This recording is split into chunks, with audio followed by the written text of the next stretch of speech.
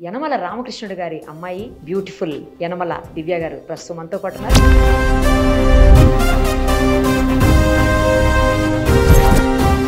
ప్రస్తుతం మనం తునిలో ఉన్నాం. ఇక్కడి నుంచి అసెంబ్లీలో టీడీపీ అభ్యర్థిగా పోటీకి రెడీగా ఉన్నటువంటి యనమల రామకృష్ణుడు గారి అమ్మాయి బ్యూటిఫుల్ యనమల దివ్య గారు ప్రస్తుతం మనతో పాటు ఉన్నారు. ఒకసారి ఆమెతో మాట్లాడదాం.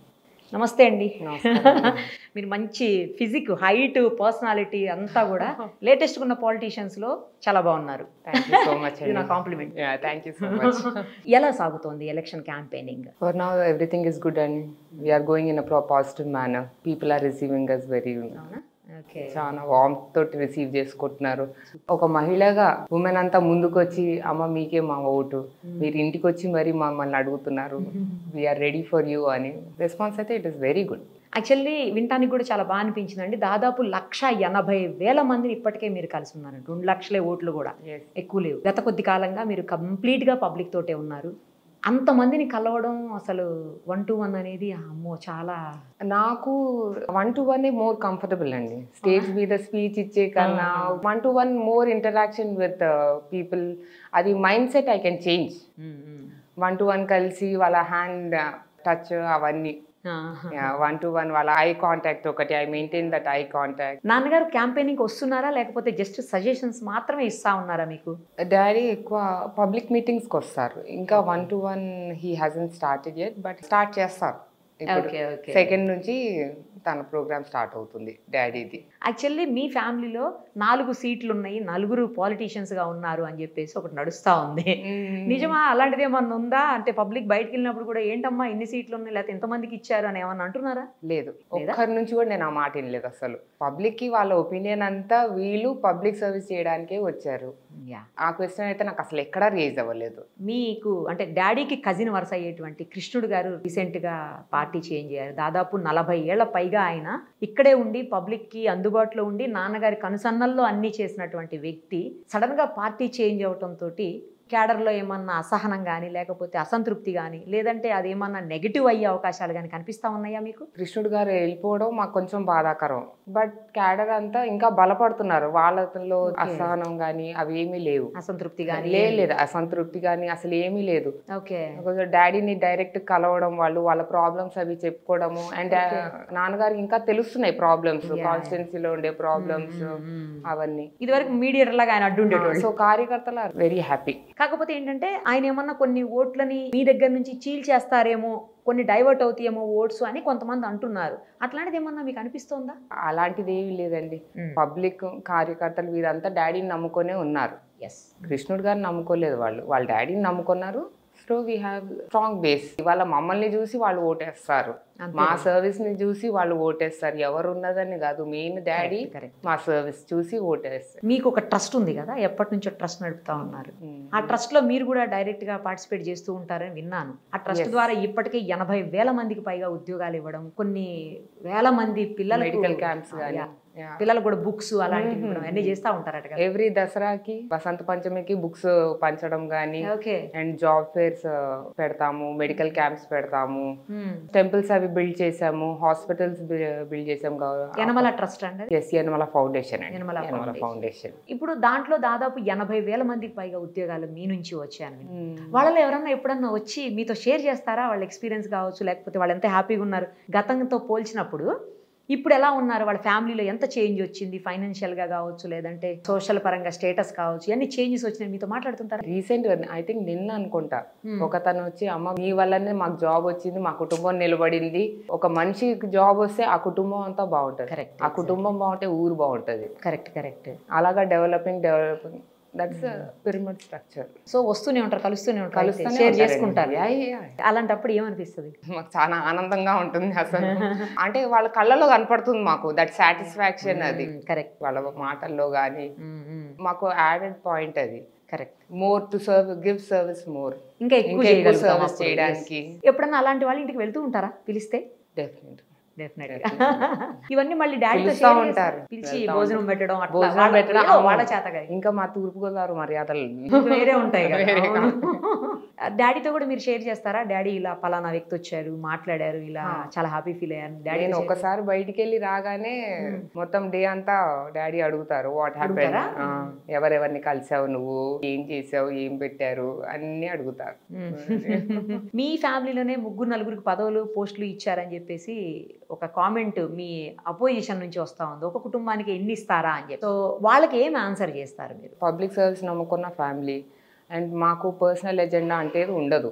ఎప్పుడు పార్టీ ఎజెండాని ముందుకు తీసుకుపోతాం పబ్లిక్కి. ఆ పార్టీ కూడా మనల్ని అలానే గుర్తించి అలానే ఇచ్చింది మాకు కూడా, మా ఫ్యామిలీకి. రైట్ పర్సన్ కాకపోతే ఇవ్వరు కదా, యూ డిజర్వ్ ఇట్, అందుకే ఇచ్చారు. నేను కార్యకర్తలు కూడా చెప్పేది ఒకటే, పర్సనల్ ఎజెండా అనేది వద్దు, ఓన్లీ పార్టీ ఎజెండా. మనకు పార్టీ ఎజెండాని పబ్లిక్లోకి తీసుకెళ్ళాలి. ఏ పని చేసినా పార్టీని గుర్తుపెట్టుకొని చేయండి. పార్టీకి పాజిటివ్ అవుతుందా నెగిటివ్ అవుతుందా? పాజిటివ్ అయితే you go forward. Personal agenda అయితే అసలు ఎవరికి వద్దు. మేము ఇన్నాళ్ళు ఈ కుటుంబంలో పాలిటిక్స్లో ఉన్నది నిలబడింది దాని గురించే. కరెక్ట్, దానివల్లనే. దానివల్ల నాన్నగారు చాలా ఎక్స్పీరియన్స్డ్, అలాగే మీరు కూడా గత కొద్ది కాలంగా పార్టీ కార్యక్రమాల్లో తిరుగుతుంది. మీరు మేబీ ఇంతకు ముందు అంతగా ఇంటరాక్ట్ అవ్వకపోయి ఉండొచ్చు, కానీ గత కొంతకాలంగా మాత్రం మీరు అందరితో కలిసిపోతూనే ఉన్నారు. సో ఇదంతా మీకు ఏ రకంగా హెల్ప్ అవ్వబోతోంది ఇప్పుడు ఈ ఎలక్షన్స్లో? డాడీతో ఇంతకుముందు వెళ్ళాను కార్యక్రమానికి, బట్ ఎప్పుడు కూడా నేను వెనకాలండి మేనేజ్ చేసేదాన్ని. వెనకాల ఉండడం, daddy was in the front ఎప్పుడు. కానీ ఇప్పుడు మటుకు పబ్లిక్ తోటి డైరెక్ట్ ఇంటరాక్షన్ అవ్వడము, వాళ్ళ ప్రాబ్లమ్స్ తెలుసుకోవడం అవన్నీ తెలుసుకుంటున్నాను. డాడీ అంత ఇంట్రెస్ట్ చూపించలేదు పాలిటిక్స్ లో వస్తానంటేనా? ఓకే, ఎందుకు అంటే కొంచెం గర్ల్ ఫాదర్ గా కొంచెం హింజ్ ఆ భయం ఉంటుంది కదా. మరి మీరు ఇప్పుడు వస్తాను అని గట్టిగా చెప్పారా డాడీకి? చెప్పిన తర్వాత ఏమన్నారు? చాలా గట్టిగా చెప్పాం, this is my time, so నేను రావాల్సిందే అంటే వచ్చేసి ఇంకా అని చెప్పేసి. గ్రీన్ సిగ్నల్ రావాలండి, అందులో లేడీస్ కూడా ఖచ్చితంగా రావాలి. డెఫినెట్లీ ఉమెన్ ఎంపవర్మెంట్ అనేది జరగాలి. ఇప్పుడు ఎంకరేజ్ చేస్తున్నారా ఫుల్ గా? ఇప్పుడు completely, once daddy is committed అంతే. ఇంకా నెక్స్ట్ ఇంకోటి ఏంటంటే, తునిలో ఇక్కడ ఎవరైతే సిట్టింగ్ ఎమ్మెల్యే ఉన్నారో గత కొంతకాలంగా పాలిటిక్స్లో చాలా సీనియర్, మీకు సూపర్ సీనియర్ మీకు. సో మీరేమో జూనియర్, కొత్తగా వచ్చారు. ఇక్కడ ఉన్నటువంటి ప్రాబ్లమ్స్ మీద కానీ, లేకపోతే ఇక్కడ ప్రజలకున్న ఇష్యూస్ మీద కానీ మీకంటే ఆయనకి ఎక్కువ అవగాహన ఉంది. కొత్తగా వచ్చి ఏం చేయగలుగుతారు? పైగా ఎప్పుడు ఎక్కువ హైదరాబాద్లో ఉంటారు, ఆమె అందుబాటులోనే ఉండరు, లోకల్లో ఉన్నటువంటి ప్రజలకు కాన్స్టిట్యున్సీలో అందుబాటులో ఉండరు. నేనైతే ఇక్కడే ఉంటా, ఇక్కడే అందుబాటులో ఉంటా, ఆమెను గెలిపించినా కూడా యూజ్ ఉండదు అని చెప్పేసి అటు ప్రత్యర్థులు మీ గురించి మాట్లాడుతున్నటువంటి మాటలు, వాటికి ఏం ఆన్సర్ చేస్తారు? ఫస్ట్ పాయింట్, ఇక్కడే ఉంటాం మేము, ఇల్లు కట్టుకుంది కూడా అందుకే. ఓకే, ఇక్కడే ఉండి ఇక్కడే సాల్వ్ చేస్తాము, we are into public service. Second point వచ్చేసి, ఆయన 10 ఏళ్ళు ఉన్నారు. 10 ఏళ్ళు ఉండి నీదర్ రోడ్స్ కానీ, డ్రైనేజెస్ కానీ, ఇళ్ల పట్టాలు కానీ, nothing has happened. It was completely zero. ఎక్కడికి పోయినా అసలు డెవలప్మెంట్ లేదు, ఏం లేదు. 10 ఏళ్ళు people has given power to him. ఆయనకు పవర్ ఇచ్చారు. He could have done something to the constituency. ఏదో ఒక పని చేయగలుగుతాడు కాన్స్టిట్యున్సీ, చిన్నదైనా ఏదైనా. అసలు రోడ్స్ అనేది మరమ్మతు జరగలేదు ఇప్పుడు వరకు 10 ఏళ్లలో. నా పాయింట్కి వచ్చేసి, నేను వచ్చిన తర్వాత ఏం చేయాలంటే, ఫస్ట్ నేను మహిళా నర్సింగ్ కాలేజ్ కట్టాలనుకుంటున్నాను ఫస్ట్ తుని కాన్స్టిట్యున్సీలో. తర్వాత యూత్ ఎంపవర్మెంట్ ఒకటి, ఐటీఐ ద్వారా స్కిల్ అప్గ్రేడేషన్, వాళ్ళ జాబ్స్ కానీ అవన్నీ యూత్కి. మహిళలే యూత్ దాని మోస్ట్ ప్రాధాన్యం. ఎందుకంటే మహిళా యూత్ ఒక కుటుంబం బాగుంటే ఆ మహిళా యూత్ వల్లనే బాగుంటుంది. అందుకు అది మెయిన్ నా పాయింట్, మహిళా అండ్ యూత్. తర్వాత ఇంకా రోడ్స్, డ్రైనేజ్ ఇవన్నీ అదొక ప్రాసెస్లో అయిపోతూ ఉండాలా. ఒకళ్ళు లీడర్ వచ్చాక that is regular process. Roads కానీ ఎవ్రీ 5 yearsకి రోడ్స్ మరమ్మతు కానీ, డ్రైనేజ్, ఇంకా కంప్లైంట్ రాకూడదు అసలు. ఇప్పటికే మీరు యనమల ఫౌండేషన్ తోటి చాలా కార్యక్రమాలు చేస్తూ ఉన్నారు, మీరు చెప్పిన వాటిలో చాలా కార్యక్రమాలు. అవును, చాలా కార్యక్రమాలు చేసాము. బట్ పవర్ కానీ గవర్నమెంట్ హెల్ప్ ఉంటే అది ఇంకా ముందుకు తీసుకుపోవచ్చు. మోర్ అవుట్ రీచ్ ఇంకా బాగా ఎక్స్పాండ్ చేసుకుంటా పోవచ్చు అనేది పాయింట్. ఇంకా ఎక్కువ రకాల పనులు ఎక్కువ మందికి ఫౌండేషన్ ద్వారా 10 మందికి చేయొచ్చు. అదే ఒక గవర్నమెంట్ వల్ల మొత్తం ఒక కాన్స్టిట్యున్సీనే డెవలప్ అయిపోతుంది. ఇక్కడ ఈ ఏరియాలో మీరు ప్రధానంగా ఐడెంటిఫై చేసిన సమస్యలు ఏంటి? రేపు మీరు గెలిచిన తర్వాత వీటిని అడ్రస్ చేయబోతున్నారు ఇమీడియట్ గా? ఇళ్ల పట్టాలు ఒకటి, అది పెండింగ్ ఉందా చాలా కాలంగా? ఓకే. ఇంకా నేను చాలా ఏరియాస్ లో చూస్తానని, ఇంకా హట్ బేస్డ్ ఉన్నారు చాలా మంది పబ్లిక్, గుడిసెల్లోనే ఉన్నారు. ఓకే. చాలా కోన ప్రాంతాల్లో వాటిలో దట్ ఐ షుడ్ ఇంప్రూవ్. అదొక దాని మీద కాన్సన్ట్రేట్ చేస్తాను. అండ్ రోడ్ బాగాలేక పడిపోయాడమ్మా, ఈజ్ బెడ్ రిడన్ అవ్వని ఇలాంటివి చాలా విన్నాను అసలు నేను డోర్ టు డోర్ ద్వారా. That I will take up. Tuni town లో డ్రైనేజ్ సిస్టమ్ కూడా సరిగా లేదా? అసలు లేదు, అసలు బాగోదు. ఇంకా వర్షం వస్తే నీరంతా రోడ్డు మీదకి మరిన్ని ప్రమాదాలు జరిగే అవకాశం ఉంది అప్పుడు. That is health concern. Drainage is a health concern. That I will take up. వీటి మీద తర్వాత కాలేజ్ ఒకటి చెప్పిన కాలేజ్ డెఫినెట్లీ, నర్సింగ్ కాలేజ్ అయితే డెఫినెట్ గా. డ్రింకింగ్ వాటర్ అనేది మన మేనిఫెస్టోలో ఆల్రెడీ ఉంది.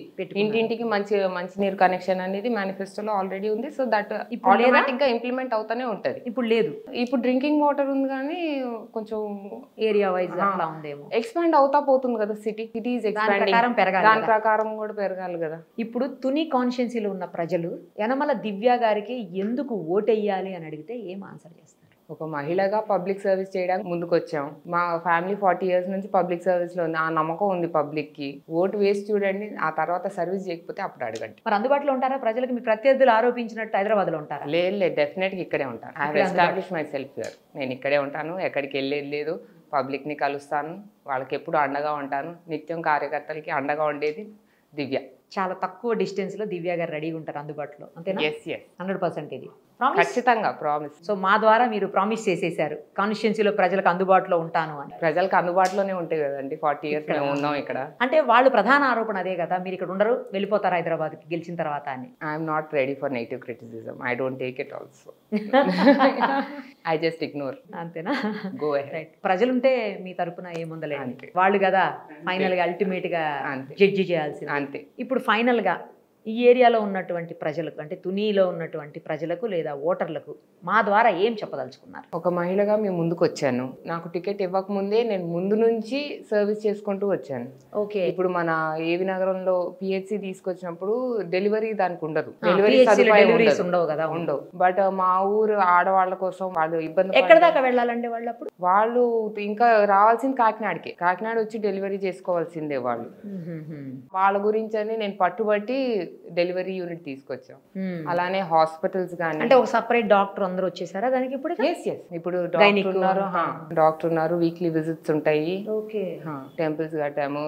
వీళ్ళు రైతులు ఉంటారు కదా, వాళ్ళు ఈవినింగ్ అయ్యేసరికి వాళ్ళకి ఒక రిక్రియేషన్ యాక్టివిటీ కావాలి. పొద్దున్న నుంచి అలా ఎండలో ఉంటారు, వాళ్ళ కోసం టెంపుల్స్. వాళ్ళు ఈవినింగ్ రాగానే వాళ్ళు భజనలు అవి చేసుకుంటారు, హ్యాపీగా భజనలు అవన్నీ చేసుకుంటారు. తర్వాత హాస్పిటల్స్ ఒకటి, మరి డిగ్రీ కాలేజ్ ఒకటి, మన పెరుమాళపురంలో డిగ్రీ కాలేజ్. అంత ముందు లేకుండా? లేదు. ఎప్పుడు కట్టారండి ఆ కాలేజ్? గర్ల్స్ వీళ్ళంతా ఒక 10-15 kilometers నడిచేవాళ్ళు ఒక కాలేజ్ డిగ్రీ చదువుకోవడానికి వెళ్ళడానికి.